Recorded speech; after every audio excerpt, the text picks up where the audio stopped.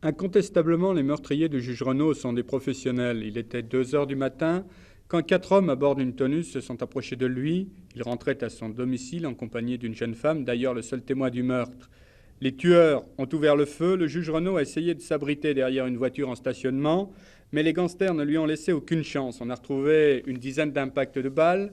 Et pour le moment, la seule certitude que l'on ait, c'est que le meurtre est lié à la profession de la victime.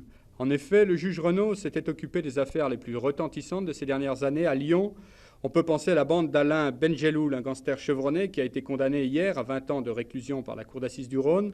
On peut penser également au gang des Lyonnais soupçonnés d'avoir participé au hold-up de Strasbourg, dont une partie est encore sous les verrous. On peut aussi rattacher le meurtre à l'affaire Marin-Laflèche, l'homme d'affaires lyonnais assassiné en novembre 1974. Une affaire où le juge s'était montré très ferme vis-à-vis des suspects Gérard Calvi et Joël Matencio. Pour le moment, les enquêteurs en sont au stade des hypothèses. Je vous propose de réentendre le juge Renaud à propos de cette affaire Marin-Laflèche.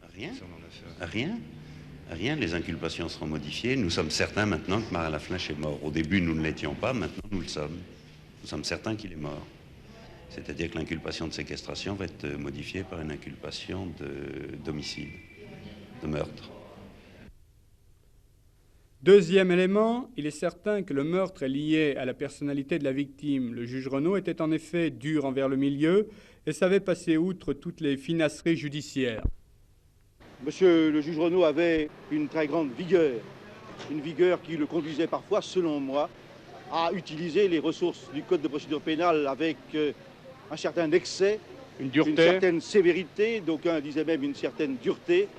Mais aujourd'hui, je ne veux me souvenir que de l'homme infiniment sympathique sur le plan personnel, un homme, le mot est affreux à prononcer aujourd'hui, vivant et coloré, qui connaissait tout des choses de la vie. Si aujourd'hui vous défendiez le meurtrier du juge Renaud, quelle serait votre position? Ma position a toujours été, toutes les fois que j'ai défendu un meurtrier, d'un respect profond pour toutes les victimes respectables. Et le moins que l'on puisse dire est qu'un magistrat de la stature de M. Renaud était un homme infiniment respectable.